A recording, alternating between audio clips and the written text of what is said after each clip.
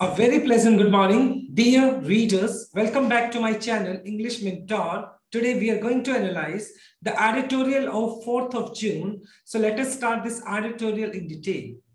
The title of this editorial is Speed over Optics. देखिए, speed का मतलब होता है गति, ओवर ऑप्टिक्स। ऑप्टिक्स का मीनिंग क्या होता है? देखिए, विजुअल या व्यूएबल, मतलब जो चीज आपको दिखाई पड़ती है उससे कहीं ज्यादा हमें क्या करना होगा, हमें अपनी गति को बढ़ाना होगा।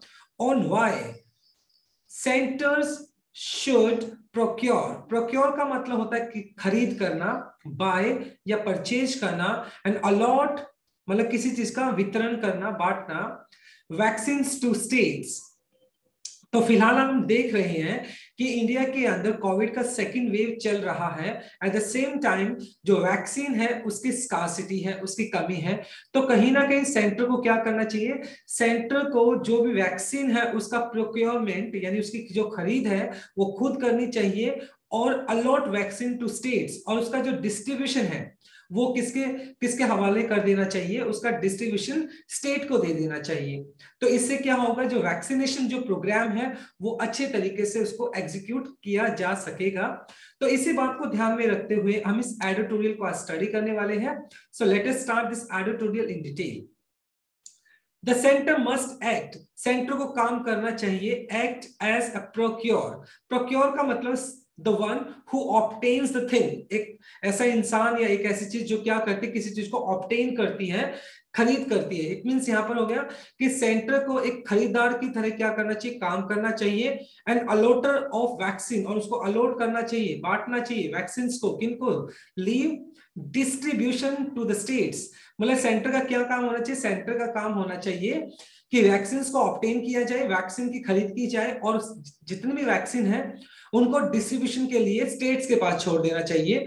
अब जो डिस्ट्रीब्यूशन का जो काम है वो स्टेट को करना चाहिए, जिससे कि जो हमारा जो वैक्सीनेशन जो प्रोग्राम है उसको बहुत अच्छे तरीके से स्मूथली उसको क्या किया जा सके, उसको एग्जीक्यूट किया जा सके, उसको प्रॉपर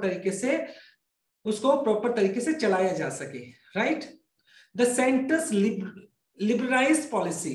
देखो, द सेंटर्स लिबरलाइज्ड का मीनिंग हो गया आपका इमेंसिपेट। इमेंसिपेट का मतलब होता है आजाद करना, सेट फ्री, जिसका यहाँ पे लिबरलाइज्ड का मीनिंग है उदारवादी। तो जो सेंटर की जो उदारवादी पॉलिसी है, उदारवादी मतलब बहुत ही जिसके अंदर आपको फ्रीडम होती है, policy of allowing vaccine companies. तो फिलहाल जो सेंटर की जो एक पॉलिसी है जो बहुत लिबरलाइज्ड है, मतलब उदारवादी है, जिसके अंदर क्या किया गया, अलाउ किया गया है वैक्सीन कंपनी, जो अलग अलग वैक्सीन कंपनीज है वो क्या कर सकती हैं, to strike deal with states. कि मतलब वो अब जो वैक्सीन कंपनीज है वो सीधा क्या कर सकती है, अपनी डील को कर सकती है स्टेट्स के साथ। इंस्टेड पहले क्या था कि सभी जो वैक्सीन कंपनीज है उनको किससे मतलब परमिशन लेनी होती थी, स्टेट से परमिशन लेनी होती थी। अभी जो सेंटर की जो पॉलिसी है वो बहुत ज्यादा उदारवादी हो गई है, और कहीं ना कहीं सेंटर ने जो अपना रवैया था वैक्सीन को लेकर वो भी चेंज किया है। तो अब जो सेंटर की जो ये पॉलिसी है, जो उदारवादी पॉलिसी है, इसके तहत अब क्या है, जितने भी वैक्सीन कंपनीज है वो सीधा जो स्टेट्स हैं, जितने भी राज्य हैं उनके साथ क्या कर सकती है, अपनी डील कर सकती है। एंड प्राइवेट हॉस्पिटल, सीधे सीधे जो निजी हॉस्पिटल्स हैं, जो प्राइवेट हॉस्पिटल्स हैं, उनके साथ क्या कर सकती है, वैक्सीन को लेकर डील कर सकती है।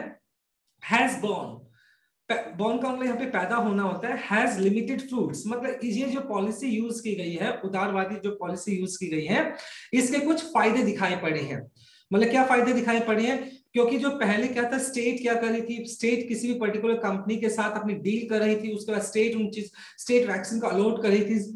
मतलब इससे पहले सेंटर क्या कर रहा था, सेंटर किसी भी पर्टिकुलर वैक्सीन कंपनीज है उसके साथ पहले डील करा था, और फिर उसके बाद उस जो वैक्सीन स्टेट ने सेंटर ने ली है उन वैक्सीन को फिर वो स्टेट को डिस्ट्रीब्यूट कर रहा था, स्टेट फिर फर्दर डिस्ट्रीब्यूट कर रहा था। तो ये काफी डिलेइंग लग रहा था, ये काफी एक टाइम टेकिंग प्रोसेस था। अब सीधा क्या कर सकते हैं स्टेट, मतलब ये जो वैक्सीन कंपनीज है वो सीधा स्टेट के साथ डील कर सकते हैं, जिससे टाइम भी क्या होगा, टाइम भी कम लगेगा, और कहीं ना कहीं इसके हमें ज्यादा कुछ फायदे दिखाई देंगे। लिमिटेड फ्रूट्स मतलब हमें थोड़े बहुत इसके फायदे दिखाई पड़े हैं। और सेंटर ने अभी एक बहुत ही लिबरलाइज्ड पॉलिसी, मतलब एक उदारवादी पॉलिसी का उदाहरण प्रस्तुत किया है। while the age group of 18 to 44 years account for। और जैसे कि हम जानते हैं कि अभी सेंटर ने क्या किया, अभी मतलब जो एक एज ग्रुप की बात की जा रही है, 18 से लेकर 44 साल के जो एज ग्रुप है उनके लिए भी क्या है, वैक्सीनेशन प्रोग्राम को ओपन कर दिया गया है। अकाउंट फॉर का मतलब है responsible for the bulk of vaccine being administrated. देखिए अब जो 18 से लेकर 44 साल का जो एज ग्रुप मतलब अभी क्या किया गया है, उसको भी एलिजिबल कर दिया गया है वैक्सीनेशन के लिए। तो डेफिनेटली सी बात है, the bulk of vaccine, bulk का मतलब थोक में बहुत ज्यादा संख्या के अंदर वैक्सीन की जरूरत होगी। बीइंग एडमिनिस्ट्रेटेड, एडमिनिस्ट्रेटेड का मतलब हो गया टू प्रोवाइड, राइट। तो कहीं ना कहीं मतलब बहुत ज्यादा मात्रा के अंदर वैक्सीन को प्रोवाइड करना होगा, क्योंकि एक बहुत बड़ा सेक्शन 18 टू 44 इयर्स के जो एक एज ग्रुप है उसके अंदर बहुत ज्यादा अडल्ट्स आते हैं जिनको वैक्सीनेशन दिया जाना चाहिए। तो वैक्सीन जो है वो बल्क के अंदर रिक्वायर्ड है, राइट। अटेम्प्ट्स, प्रयास करना, by states to negotiate, negotiate का मतलब होता है डिस्कस करना, बातचीत करना, deals with international vaccine companies. अब मतलब इस जो पूर्ति को मतलब ऑब्वियस सी बात है, इतना बड़ा एक एज ग्रुप है, उस एज ग्रुप को मतलब वैक्सीनेशन देना तो एक बहुत बड़ा हरक्यूलियन टास्क है सरकार के लिए। तो कहीं ना कहीं मतलब सरकार जितनी भी स्टेट गवर्नमेंट है वो सारी की सारी वो क्या करिए, नेगोशिएट करिए, बातचीत करिए, इंटरनेशनल जो वैक्सीन कंपनीज है उनके साथ ही बातचीत की जा रही है, जिससे कि मतलब ये जो इतना बड़ा जो वैक्सीनेशन प्रोग्राम है उसको हम प्रॉपर तरीके से एग्जीक्यूट कर सके। Have come to naught, have come to naught, NAUGST, naught का जो मीनिंग होता है जीरो और नथिंगनेस। मतलब अगर बात की जाए तो फिलहाल जो स्टेट गवर्नमेंट की तरफ से जो प्रयास किए जा रहे हैं कि इंटरनेशनल जो वैक्सीन कंपनीज है उनके साथ भी टाई अप किया जा सके, उनके साथ भी डील की जा सके, तो अभी तक मतलब उसके कोई भी रिजल्ट्स नहीं आए हैं। अभी तक मतलब वो जो एफर्ट्स है वो जीरो ही रहे हैं। अभी मतलब उन कंपनीज के साथ प्रॉपर तरीके से नेगोशिएशन नहीं हो सका है। इन स्पाइट ऑफ, इसके बावजूद, in spite of opening vaccination for all adults, मतलब वैक्सीनेशन फॉर ऑल अडल्ट्स, मतलब अभी सरकार ने क्या किया, सब जितने भी अडल्ट्स हैं उनके लिए वैक्सीनेशन प्रोग्राम को ओपन कर दिया है। There were fewer doses administered in May। अगर कंपेयर किया जाए तो मई के अंदर, मई महीने के अंदर सबसे कम डोजेस को एडमिनिस्ट्रेट किया गया। एडमिनिस्ट्रेट का मतलब दिया जाना। तो मई के महीने के अंदर सबसे ज्यादा, सबसे कम वैक्सीन को क्या किया, दिया गया। अराउंड 6 करोड़, सिर्फ 6 करोड़ के अराउंड वैक्सीन तो दिया गया। कहां पर, मई महीने के अंदर, as opposed to 7.7 crore doses administered in April. और जहां तक अप्रैल के साथ कंपैरिजन किया जाए मई का, तो अप्रैल में 7.7 करोड़ डोजेस को एडमिनिस्ट्रेट किया गया था, दिया गया था, लेकिन मई के अंदर वो 6 करोड़ के आसपास हो गया। तो कहीं ना कहीं इस बात को दिखाता है कि किस तरीके से हमें वैक्सीनेशन स्कार्सिटी का सामना करना पड़ा, कि हमारे जो वैक्सीन की जो कमी है उसका हमें सामना करना पड़ा। The health ministry has said, और जो हमारी हेल्थ मिनिस्ट्री है उसने भी इस बात को कहा है क्या, that close to 8 crore doses were available in May. उन्होंने कहा है कि मतलब मई के अंदर हमारे पास 8 करोड़ के करीब जो डोजेस थी वो अवेलेबल थी, counting wastage and stock state. मतलब जब मतलब उसने स्टेट ने क्या किया, मतलब ये जो कैलकुलेशन की, जब बात की मतलब जो सारी की सारी डोजेस का जब कैलकुलेशन किया गया तो इस बात का पता चला कि मतलब मई महीने के अंदर की बात की जाए तो 8 करोड़ के करीब जो क्या थी वैक्सीन अवेलेबल थी, लेकिन उसके अंदर भी सिर्फ कितनी वैक्सीन को लगा पाया गया, 6 करोड़ को। और जिसके अंदर काउंटिंग वेस्टेज को भी काउंट किया गया। और सभी स्टेट्स के पास, सभी स्टेट्स की अगर बात की जाए, टोटल स्टेट्स की बात की जाए, तो 8 करोड़ के पास वैक्सीन अवेलेबल थी, लेकिन उस 8 करोड़ में से सिर्फ 6 करोड़ जो डोजेस है उसको ही एडमिनिस्ट्रेट किया जा सका। तो ये बहुत एक कह सकते हैं चैलेंजिंग था कहीं ना कहीं, मतलब इतनी सारी वैक्सीन अवेलेबल होने के बावजूद भी प्रॉपर तरीके से वैक्सीनेशन प्रोग्राम को एग्जीक्यूट नहीं किया जा सका। तो कहीं ना कहीं जो हमारा वैक्सीनेशन जो प्लान है, जो पॉलिसी है, उसको कहीं ना कहीं हमें चेंज करना होगा, उसको थोड़ा और भी ज्यादा स्मूथ बनाना होगा, जिससे कि मैक्सिमम जो लोग हैं उनको वैक्सीनेशन दिया जा सके। आई होप आपको फर्स्ट स्लाइड अच्छे से समझ आया होगा। Now let us discuss some grammar concept. देखिए आज थोड़ा मैंने कुछ चेंज करने की कोशिश की है। जो ब्लू कलर में आपको दिखाई पड़ेंगे वो सारे के सारे आपके सब्जेक्ट्स होंगे, और जो ग्रीन कलर में होंगे वो उनकी मेन वर्ब्स हो गए, वर्ब हो गए, राइट। देखिए यहाँ पे द सेंटर्स लिबराइज पॉलिसी ऑफ, सबसे पहले देखो पॉलिसी क्या है, पॉलिसी आपका नाउन हो गया, और लिबराइज्ड यहाँ पर आपका V3 जो कि पास्ट जिसको आप बोल सकते हैं पार्टिसिपल, एडजेक्टिव तरह काम कर रहा है। द सेंटर लिबरलाइज पॉलिसी, तो ये आपका सब्जेक्ट हो गया और इसका जो मेन वर्ब है हैज बोर्न, तो यहाँ पर आपने हैज बोर्न इसका यूज कर लिया मेन वर्ब की तरह, जो कि आपका प्रेजेंट परफेक्ट है। टू स्ट्राइक आपने यूज कर लिया इन्फिनिटिव केस के लिए, 2 + V1 आपने यूज कर लिया। ऑफ अलाउइंग, ये आपका V1 + ING प्रेपोजिशन के बाद आपने जीरंड यूज कर लिया। इसके बाद द बल्क ऑफ वैक्सीन, ये आपका सब्जेक्ट हो गया। बीइंग एडमिनिस्ट्रेटेड, ये आपका हो गया पैसिव स्ट्रक्चर, जिसके अंदर अपने जीरंड पैसिव स्ट्रक्चर यूज किया है। बीइंग के बाद अपने एडमिनिस्ट्रेट का मतलब थर्ड फॉर्म यूज कर लिया। अटेम्प्ट्स यहाँ पर फिर आपका सब्जेक्ट हो गया जो कि प्लूरल है, और इस वजह से आपने हैव कम यहाँ पर इसका मेन वर्ब हो गया जो कि प्रेजेंट परफेक्ट हो गया आपका। इन स्पाइट अपने साथ ऑफ लेकर चलता है, लेकिन अगर ये डिस्पाइट होता तो ये अपने साथ ऑफ लेकर नहीं चलता। इन स्पाइट ऑफ के बाद आप हमेशा जीरंड यूज करते हैं, V1 + ING आपने जीरंड यूज कर लिया। इसके बाद फीवर डोजेस, देखिए देयर जो होता है वो एक इंट्रोडक्टरी सब्जेक्ट होता है, जिसमें हमेशा ही जो मेन सब्जेक्ट होता है वो बाद में होता है। फीवर डोजेस आपका प्लूरल था, तो इसलिए आपने यहाँ पे क्या यूज कर लिया, वर यूज कर लिया। देखिए फीवर जो होता है वो काउंटेबल नाउन के लिए यूज कर लेते हैं, तो डोजेस आपका प्लूरल था, तो इसलिए आपने वर यूज किया है यहाँ पर। इसके साथ अगर बात की जाए एडमिनिस्ट्रेटेड, यहाँ पर आपने V3 पास्ट पार्टिसिपल यानी एडजेक्टिव की तरह यहाँ पे यूज किया है। अपोज हमेशा अपने साथ टू लेकर चलता है, और द हेल्थ मिनिस्ट्री यहाँ पर आपका सब्जेक्ट हो गया, और उसके बाद उसकी मेन वर्ब होगी has said, right, has said इसका मेन वर्ब हो गया। आई होप आपको इसके फर्स्ट स्लाइड का ग्रामर कॉन्सेप्ट समझ आया होगा। Now let us discuss the next slide.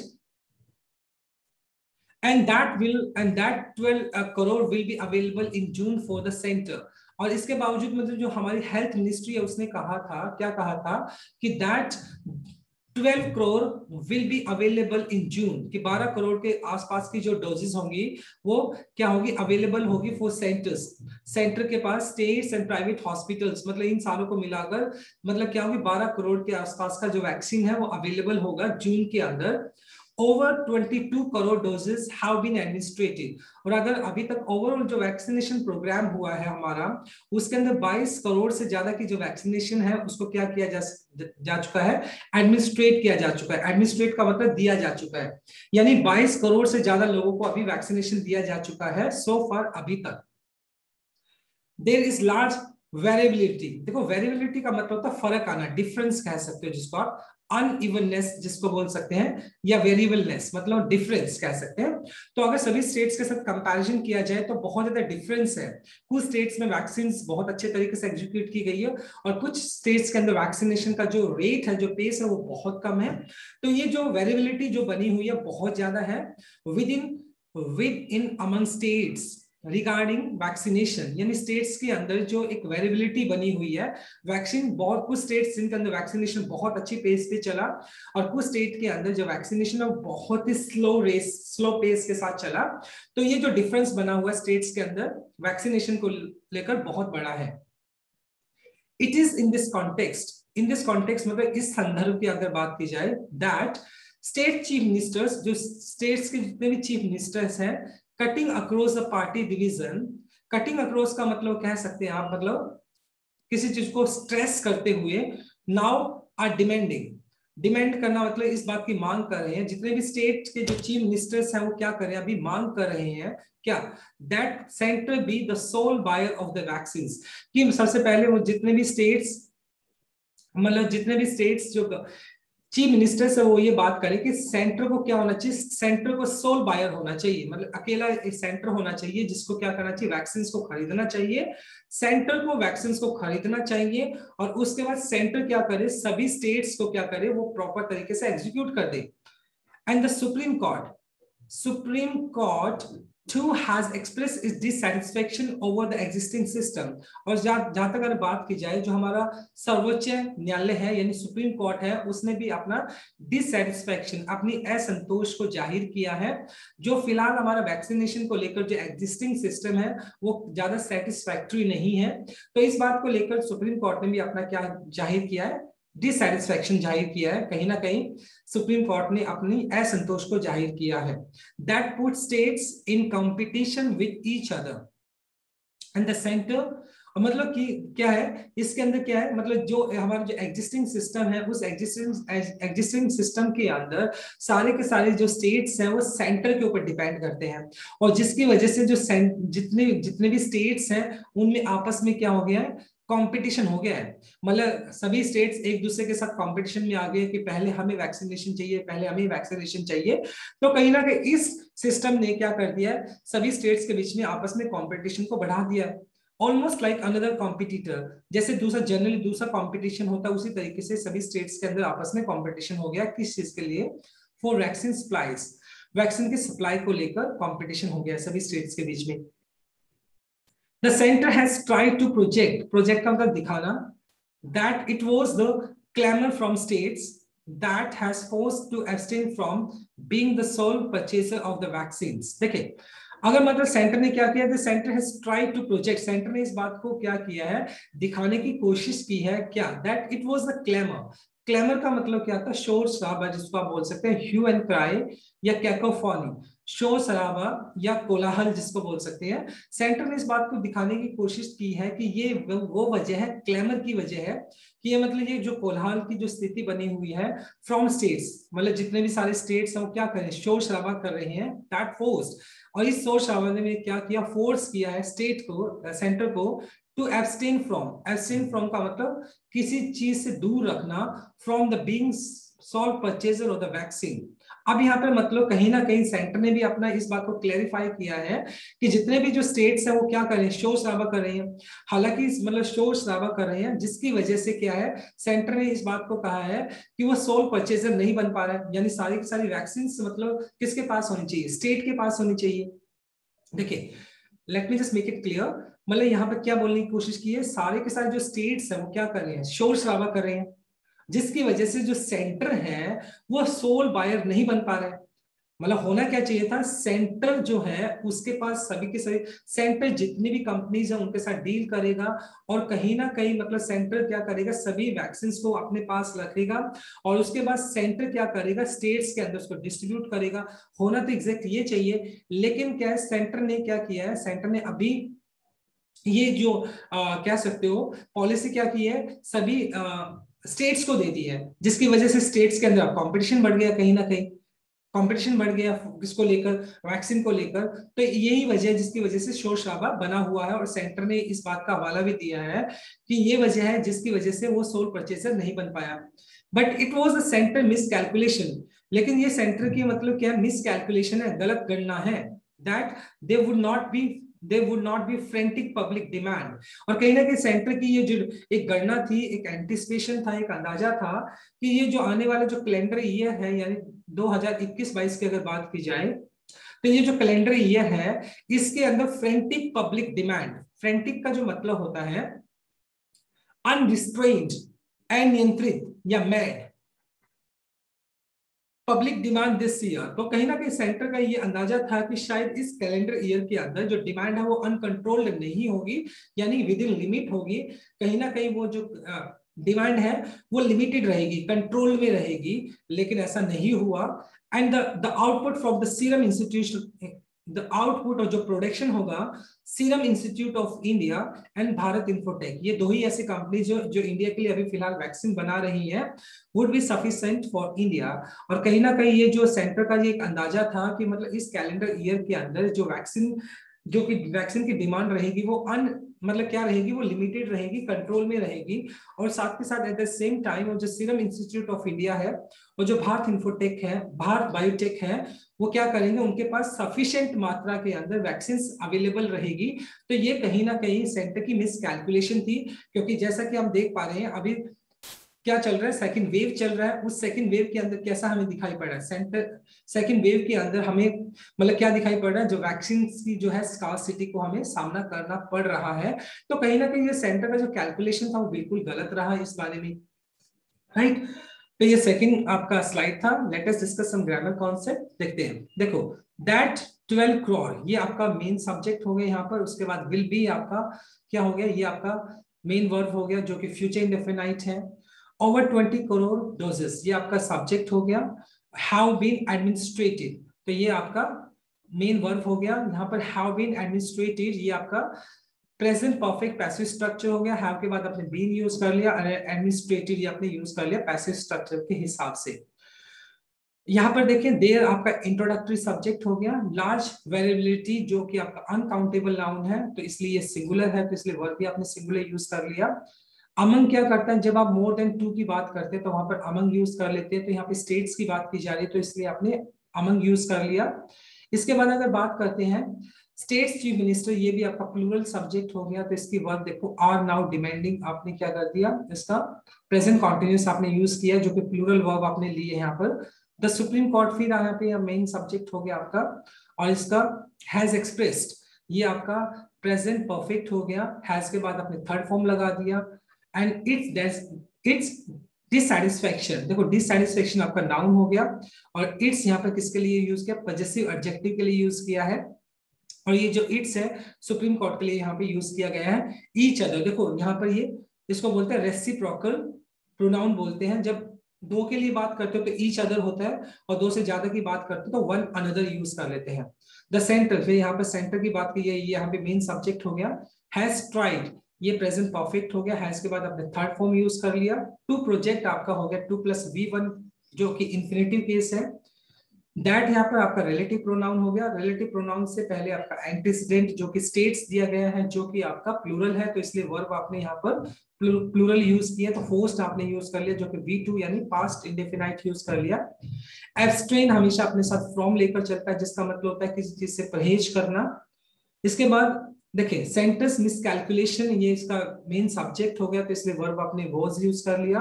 Would not be frantic public demand, would not be, देखो फिर यहाँ पर क्या हो गया, फ्रेंटिक पब्लिक डिमांड आपका मेन सब्जेक्ट हो गया, वुड नॉट बी आपका मेन वर्ब हो गया, राइट। आई होप ये आपको ग्रामर कॉन्सेप्ट समझ में आया होगा। Let us move to the next slide. International arrangements, और जहां तक इंटरनेशनल अरेंजमेंट्स की बात की जाए such as COVAX as COVAX were premised, premised का मतलब होता है इंट्रोड्यूस करना या प्रीफेस करना, किसी चीज को इंट्रोड्यूस करना, राइट, प्रीफेस करना। ऑन इंडिया जहां तक अगर बात की जाए इंटरनेशनल अरेंजमेंट सच एज, मान लो अगर जो कोवैक्स जो अरेंजमेंट है अगर उसको इंट्रोड्यूस किया जाए इंडिया के अंदर बात की जाए, being a large supplier to Africa, और जो कोवैक्स है वो अफ्रीका के अंदर क्या सबसे बड़ा क्या है सप्लायर है, and several other countries around the world. और जो कोवैक्स है मतलब अफ्रीका के अंदर अगर बात की जाए या दूसरी जो कंट्रीज है उनके अंदर सबसे बड़ा लार्ज सप्लायर है COVAX, with no vaccine development facilities. लेकिन मतलब अगर बात की जाए तो वैक्सीन डेवलपमेंट की अगर बात की जाती है तो कोवैक्स है मतलब उसके पास वैक्सीन डेवलपमेंट की जो फैसिलिटीज है वो नहीं है। अगर हम बात करें इंटरनेशनल अरेंजमेंट, अगर हम इंटरनेशनल अरेंजमेंट को इंक्लूड करना चाहें इंडिया के अंदर कोवैक्स की अगर बात करें तो कोवैक्स क्या है जिसने अफ्रीका के अंदर या दूसरी बहुत सारी ऐसी कंट्रीज है जहां पर अपनी फैसिलिटीज दी है लेकिन वैक्सीन डेवलपमेंट फैसिलिटी उनके पास नहीं है। Now that government has prevented का मतलब किसी चीज से रोक देना, the serum institute of India from honouring it's supply commitments. देखिए अब यहाँ पर बात क्या की गई है, जो सीरम इंस्टीट्यूट ऑफ इंडिया है उस गवर्नमेंट ने उसको क्या कर दिया, प्रिवेंट कर दिया, उसको रोक दिया है किस चीज से, कि वो अपने जो सप्लाई कमिटमेंट्स हैं इंडिया को छोड़कर उसके जो सप्लाई कमिटमेंट्स हैं बाहर की कंट्रीज के साथ उसको वो पहले क्या करे, उनको छोड़ दे। सबसे पहले वो जो इंडिया है, जो इंडिया के जितने लोग हैं उनके लिए उसको कमिटेड होना चाहिए। तो कहीं ना कहीं सरकार ने जो सीरम इंस्टीट्यूट ऑफ इंडिया है जिसका कमिटमेंट बाहर की कंट्रीज के साथ भी था वैक्सीन को लेकर, उसको मना किया है और कहीं ना कहीं ये बात बोली है कि सबसे पहले आपको किसके लिए कमिटेड होना चाहिए, अपने देश के लिए कमिटेड होना चाहिए, देश को सप्लाई करनी चाहिए पहले। इट इज अनक्लियर, लेकिन ये जो चीज है वो साफ दिखाई नहीं पड़ती है। If international supplies would trust India demand for large supply, कि मतलब क्या ये जो इंडियन इंटरनेशनल जो सप्लायर्स हैं क्या वो इंडिया की जो would trust India demand for large supply, क्या ये जो सप्लायर्स हैं जो इंटरनेशनल सप्लायर्स हैं क्या इंडिया की जो डिमांड है इतनी ज्यादा भारी संख्या के अंदर डिमांड है, क्या वो इस चीज को क्या इस बात का विश्वास कर सकेंगे। द अनप्रिडिक्टेबिलिटी, देखो अनप्रिडिक्टेबिलिटी का मीनिंग हो गया अनसर्टेनिटी एंड निश्चितता, जिसको आप बोल सकते हो ड्यूबियसनेस, मतलब जब आप किसी चीज को लेकर निश्चिंत नहीं होते, निश्चित नहीं होते, कॉन्फिडेंट नहीं होते हैं। द पॉलिसी ऑल्सो वीकन्स, और हमारा जो अभी फिलहाल जो वैक्सीनेशन जो प्लान है उसका जो पॉलिसी है वो भी ज्यादा सर्टेन नहीं है, वो भी ज्यादा क्या नहीं है, स्पेसिफिक नहीं है। कॉन्फिडेंट नहीं है, जिसकी वजह से जो हमारा जो वीकन्स मतलब कमजोर पड़ना, इंडियाज एम्बिट, एम्बिट का मतलब रेंज या स्कोप, क्षेत्र जिसको बोल सकते हो, सीमा बोल सकते हो, ऑफ नेगोशिएशन, मतलब जो नेगोशिएशन अगर हम दूसरे पर्टिकुलर अगर कंट्रीज के साथ जो सप्लायर्स हैं या जो वैक्सीन कंपनीज हैं उनके साथ हम नेगोशिएशन की अगर बात करें, तो कहीं ना कहीं हमारा जो अनप्रिडिक्टेबिलिटी है पॉलिसी, जो पॉलिसी हमारा वो अनसर्टेन है, जो हमारी पॉलिसी है उसके अंदर अभी अनिश्चितता बनी हुई है, तो जिसकी वजह से हमारे जो नेगोशिएशन है, क्या है, नेगोशिएशन है दूसरी कंपनीज के साथ अगर हम नेगोशिएशन करना चाहें तो वो भी वीकन्स है, मतलब वो भी कमजोर हो जाता है। नाउ दैट इट सीम्स, अब ऐसा दिखाई पड़ता है, डेस्परेट, दैट डेस्परेट का मतलब था होपलेसनेस, निराशावाद, to increase the short term vaccine supply, और कहीं ना कहीं मतलब जो शॉर्ट टर्म वैक्सीन सप्लाई है उसके अंदर हमें क्या करना, it seem desperate to increase, मतलब आप फिलहाल इंडिया के अंदर स्कार्सिटी दिखाई पड़ रही है, और तो इंडिया अभी क्या है, बहुत ज्यादा डेस्परेट है, बहुत ज्यादा मतलब एक्साइटेड है, डेस्परेट है, उसको क्या करना होगा, अपनी शॉर्ट टर्म्स जो वैक्सीन सप्लाई है उसको बढ़ाना होगा, क्योंकि हमें क्या करना पड़ेगा, क्योंकि इंडिया के अंदर फिलहाल कोविड का सेकंड वेव चल रहा है जो कि बहुत ज्यादा फ्रेंटिक है, बहुत ज्यादा खतरनाक है, और कहीं ना कहीं स्कार्सिटी बनी हुई वैक्सीन की, तो कहीं ना किसी भी तरीके से इंडिया को अपना शॉर्ट टर्म जो वैक्सीन सप्लाई है उसको बढ़ाना होगा। मोर ओवर, इससे कहीं ज्यादा, गिवन दैट का कंसीडर करते हुए, vaccine are the most sought after goods, और मतलब sought आफ्टर गुड्स, गुड्स यहाँ पर हम बोल सकते हैं जो बेसिक थिंग्स होती है, बेसिक नीड होती है, मतलब उससे उसके बाद सबसे ज्यादा जो चीज हमें डिमांड के अंदर, most sought, seek sought sought, देखो सॉट यहाँ पे डिमांड कह सकते हो यहाँ पर, तो मतलब अगर बात की जाए जो बेसिक चीजें, उसके बाद अगर सबसे ज्यादा कोई चीज हमें रिक्वायर्ड है तो वो क्या, वैक्सीन है। यानी जीने के लिए हमें क्या चाहिए, जीने के लिए जो हमें जो चीजें चाहिए वो तो रिक्वायर्ड है ही, लेकिन उसके बाद अगर सबसे ज्यादा कोई चीज की रिक्वायर्ड है तो हमें वो क्या, वैक्सीन की रिक्वायर्ड है।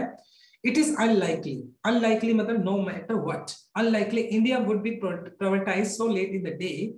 There is optimism of increase and significant supply from Bharat Infotech and supply SII मतलब Serum Institute of India by August. देखिए, इट इज अनलाइकली मतलब ऐसा प्रतीत नहीं होता है, इंडिया वुड बी प्रायोरिटाइज का मतलब हो गया प्राथमिकता देना, so let in the day, मतलब अभी तो फिलहाल ऐसा नहीं लगता है कि मतलब इंडिया को प्रायोरिटाइज किया जाएगा, मतलब जो दूसरी कंपनीज है वो इंडिया को प्रायोरिटाइज करेंगे कि वो इंडिया के साथ नेगोशिएशन करने के लिए आगे आ रहे हैं कहीं ना कहीं, तो फिलहाल मतलब ऐसा दिखाई नहीं पड़ता है। देयर इज ऑप्टिमिज्म, ऑप्टिमिज्म का मतलब यहाँ पर हम बोल सकते हैं होप या डिस्पोजिशन, मतलब उम्मीद कह सकते हो, आशा कह सकते हो, इंक्रीज एंड सिग्निफिकेंट सप्लाई, लेकिन इस बात की उम्मीद की जा सकती है कि जो भारत इन्फोटेक है या सीरम इंस्टीट्यूट ऑफ इंडिया है, मतलब अगस्त तक क्या हो जाएगा, इंक्रीज, तो कहीं ना कहीं जो सप्लाई है उसके अंदर हमें थोड़ी बहुत बढ़ोतरी दिखाई पड़ेगी, और ये एक बहुत ही ऑप्टिमिज्म है, मतलब एक आशावादी साइन कह सकते हो, संकेत कह सकते हो।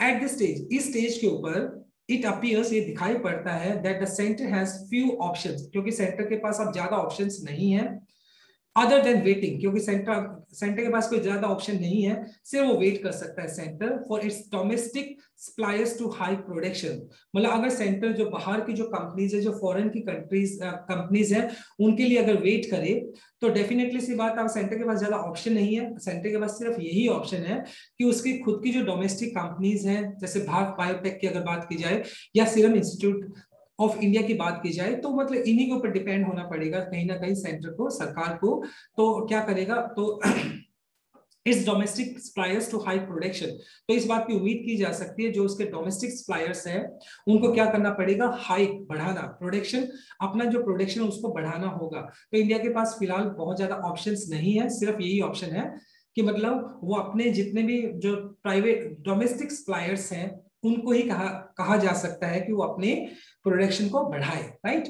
ये आपका थर्ड स्लाइड हो गया। Let us discuss some grammar concept. देखिए, इंटरनेशनल अरेंजमेंट आपका प्लूरल सब्जेक्ट हो गया, तो इसके साथ आपने वर्ब यूज कर ली, वर्ब प्रीमाइज्ड, तो ये आपने प्लूरल यूज कर लिया, वर्ब प्रीमाइज्ड आपने past indefinite passive structure use कर लिया, प्रीमाइज्ड का थर्ड फॉर्म प्रीमाइज्ड यूज कर लिया आपने, द गवर्नमेंट यहाँ पे सब्जेक्ट सिंगुलर हो गया तो इसलिए हैज प्रिवेंटेड आपने यूज कर लिया जो कि प्रेजेंट परफेक्ट है, प्रिवेंट अपने साथ हमेशा फ्रॉम लेता है और उसके बाद जीर्ण आता है, ऑनर के साथ आपने आईएनजी लगा दिया, ऑनरिंग बना दिया कि जो कि जीर्ण है, इसके बाद द अनप्रेडिक्टेबिलिटी जो कि आपका सिंगुलर अनकाउंटेबल नाउन है, वीकन्स, क्योंकि देखिए आपका जो नाउन है वो आपका सब्जेक्ट जो है वो क्या अनकाउंटेबल है, सिंगुलर है, तो इससे आपने वीकन्स यूज कर लिया।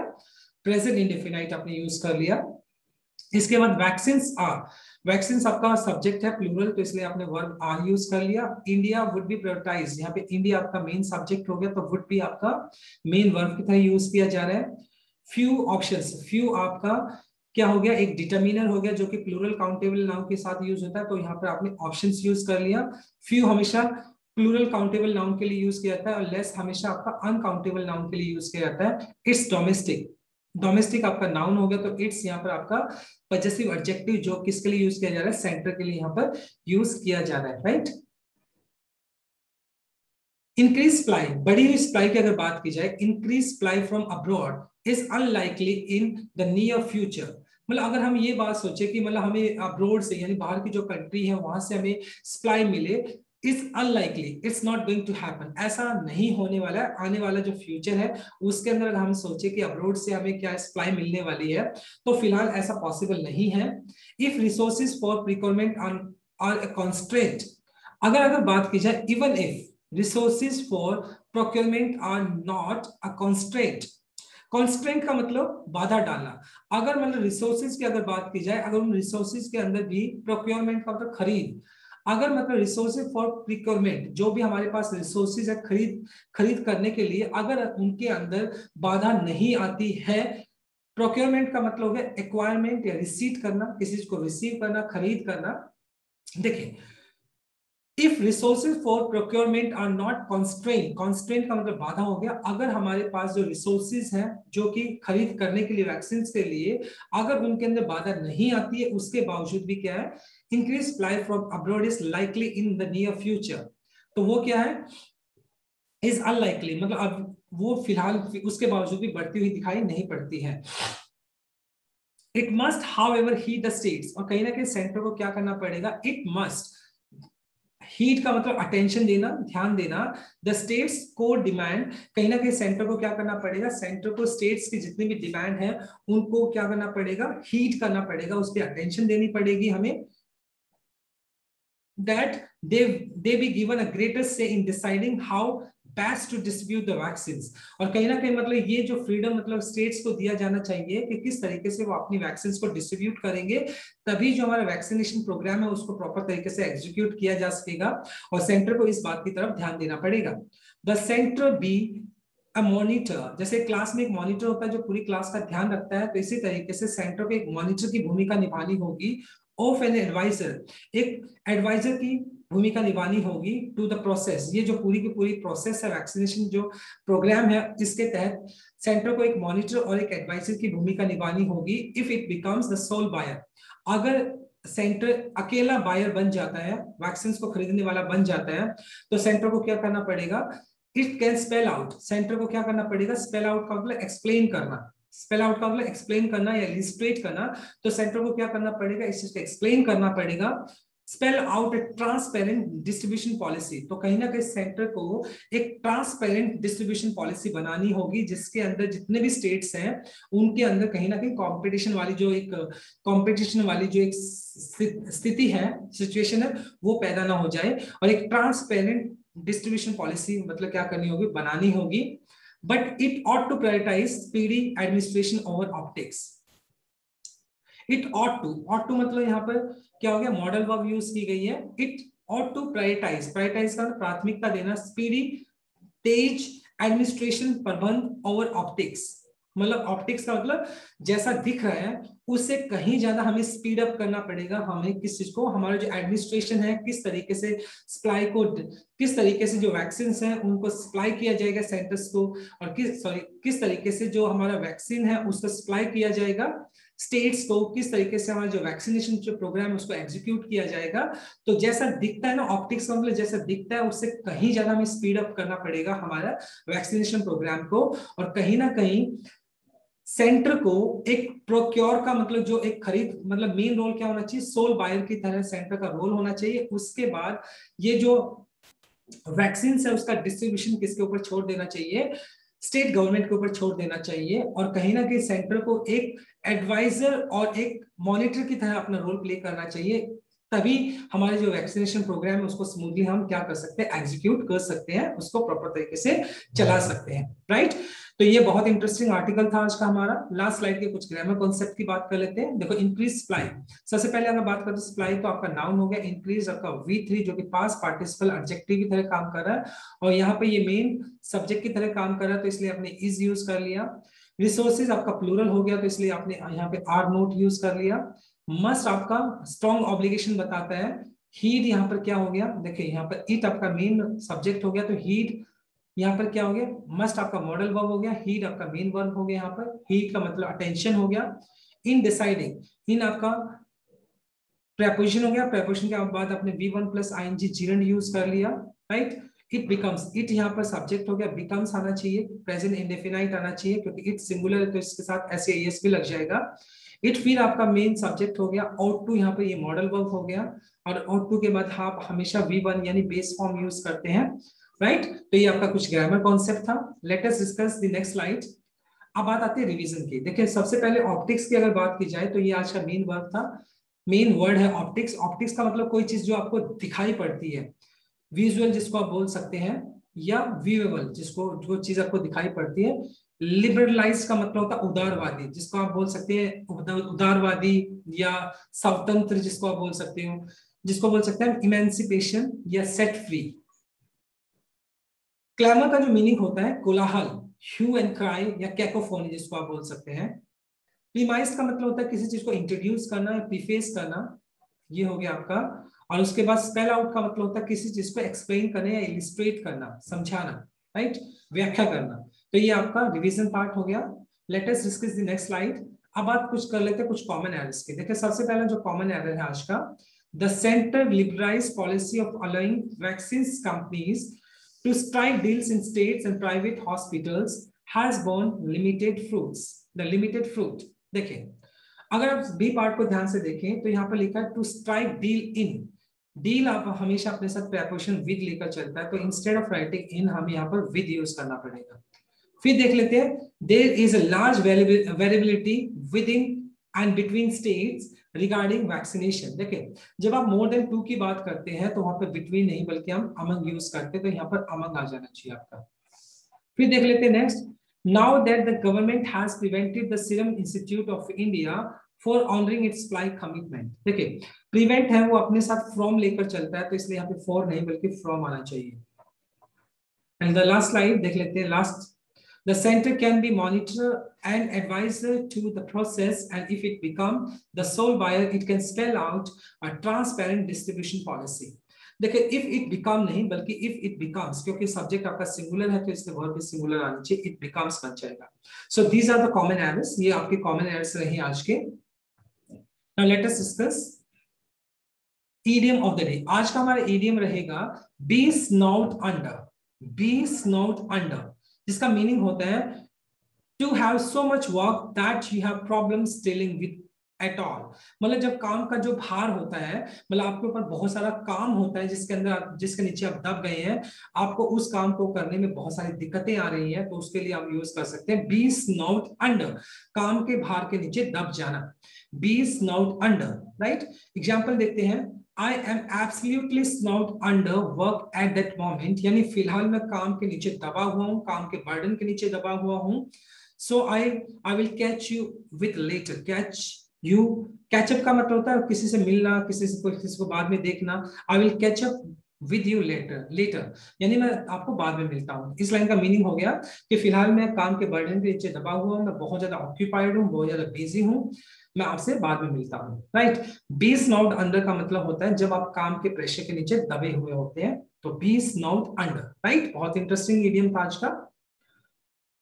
लास्ट स्लाइड है आज हमारी, वन सब्स्टिट्यूट वर्ड की बात कर लेते हैं। To steal things small value, मतलब जो कुछ चीजें चुराना जो कि कम वैल्यू की होती है उसको हम बोल सकते हैं पिल्फर। पिल्फर, राइट, पिल्फर बोलते हैं, मतलब कुछ छोटी छोटी चीजें जिनकी वैल्यू कम होती है उन चीजों को चुराना पिल्फर कहलाता है। क्रिटिसाइज स्ट्रांगली, किसी को बहुत बुरी तरीके से आलोचना करना बोला जाता है फल्मिनेट। फल्मिनेट बोला जाता है जब किसी को आप क्रिटिसाइज करते हैं बुरी तरीके से, उसको फल्मिनेट बोल सकते हैं हम। To officially blame someone for a crime, जब आप किसी को ऑफिशियली ब्लेम करते हो, किसी के ऊपर दोष लगाते हो क्राइम के लिए, तो उसको बोल सकते हैं इंडिक्ट करना। क्या बोलते हैं? इंडिक्ट करना। जब किसी इंसान को आप ऑफिशियली किसी क्राइम के लिए उसके ऊपर दोष लगाते हैं तो उसको हम बोलते हैं इंडिक्ट। इंडिक्ट बोलते हैं उसको, राइट?